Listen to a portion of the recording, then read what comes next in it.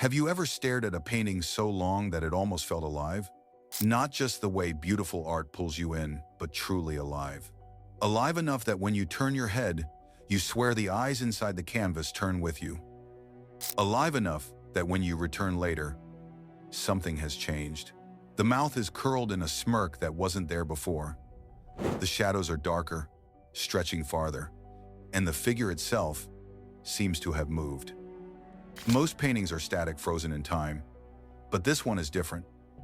This painting has terrified generations, sent guards fleeing from their posts, and left skeptics scratching their heads. Because people don't just believe it's haunted, they believe it moves at night. A painter obsessed. The story begins in the late 19th century with an artist whose name has mostly been erased from history. Some records suggest his surname was Marchetti. Others claim it was Muller. What's certain is that he was no ordinary painter. Friends described him as eccentric, withdrawn, and increasingly paranoid.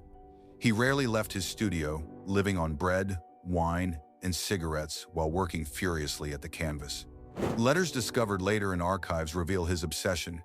He wanted to create a painting that wasn't just art, it was life itself. He wrote, "The canvas is a window. If I paint with enough truth, perhaps the soul will not only look out, but step through." Neighbors reported strange noises late at night. Some said they heard him arguing with someone, though he lived alone. Others swore they saw a shadow in the window that wasn't his. The candle in his studio often burned until dawn, illuminating the same single canvas night after night. When the painting was finally revealed, even his closest colleagues were disturbed. One critic said, "It was as though he had stolen the image from a dream and imprisoned it." Another called it beautiful but wrong. The subject of the painting remains deliberately vague in descriptions.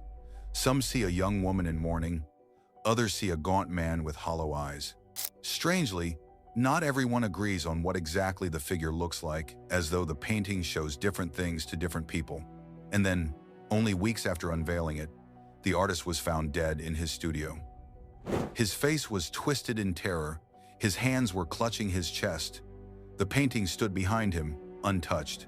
Officially, he died of a heart attack, but whispers spread quickly. Had he painted something he couldn't control? A cursed object. After his death, the painting changed hands multiple times. Collectors admired its craftsmanship, but never kept it long. Almost every owner reported strange occurrences. One aristocrat claimed the painting's eyes shifted from the left side of the room to the right. He hid it in his attic, but his servants still refused to enter the house, swearing they heard footsteps pacing overhead. Another collector said the figure's expression turned from neutral to menacing overnight. Guests at his home often complained of sudden dizziness or headaches while sitting near it. He sold it after just a month. Even auction houses began to treat it cautiously, always making sure to cover it with heavy fabric when moving it. Several handlers reportedly became ill after transporting it. By the time the painting was donated to a museum in the early 20th century, it already had a reputation as cursed, and that reputation only grew stronger once it was put on public display. Strange encounters in the museum. In the museum, the painting was placed in a quiet gallery alongside other works from the same period.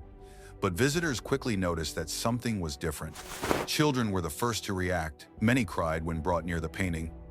Others would point at it and whisper that the person inside was moving. Adults dismissed it as imagination until they too began to notice unsettling things. Some visitors swore the painting blinked.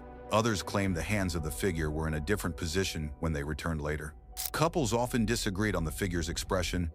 One saw sadness, the other saw anger. The museum guards began to experience even more disturbing events. One claimed that while making his rounds at midnight, the eyes in the painting followed him across the entire room. Another heard faint whispers, like someone calling his name, even though he was completely alone. One guard quit on the spot after insisting the figure turned its head.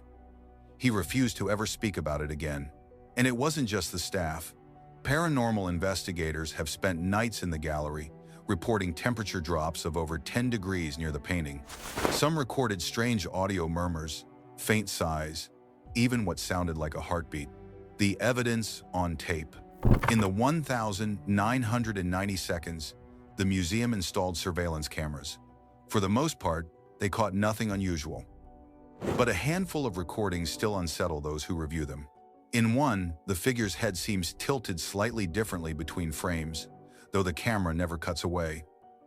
In another, the eyes appear to glint for just a moment like a blink.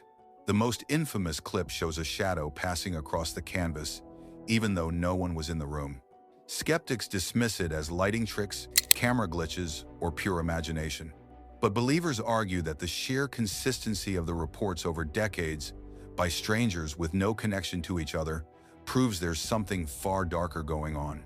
Science versus the supernatural. Scientists and psychologists often point to pareidolia, our brain's tendency to find patterns in randomness, especially faces. They argue that dim museum lighting and suggestive storytelling make our minds play tricks. But even those explanations can't fully account for the depth of reports. People who had never heard of the painting's reputation still walked away shaken, insisting it changed before their eyes.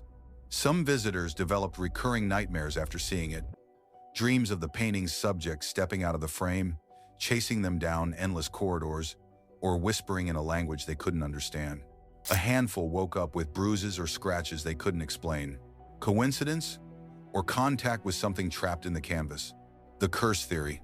Paranormal researchers argue that the artist may have succeeded in his obsession, capturing life itself. Maybe he poured so much of his own suffering into the painting that it became a vessel. Or maybe, in his desperation, he opened a door to something else, and whatever stepped through has been watching ever since. If that's true, the painting isn't just haunted, it's alive. Would you dare? So the question is, what do you believe? Is this painting simply a brilliant but unsettling masterpiece that tricks the eye? Or is it a cursed relic, a supernatural object that holds something we're not meant to understand? Would you stand in front of it, alone, at midnight, with nothing but the sound of your heartbeat echoing in the gallery? Would you trust your eyes, or would you look away before the painting decided to move? This painting has survived over a century. It has terrified its owners, baffled experts, and haunted countless visitors. It has earned its place among the most disturbing works of art in history. And the scariest part? It's still out there, hanging quietly in a dim gallery, waiting for its next victim to step a little too close. So, what do you think? Is it truly cursed, haunted, or just an extraordinary illusion? Let me know your thoughts in the comments. I want to hear your theories. And if this story gave you chills, don't forget to subscribe, tap the notification bell, and join me for more haunted mysteries, cursed objects, and terrifying tales. Because this painting may move at night, but trust me, this is only the beginning.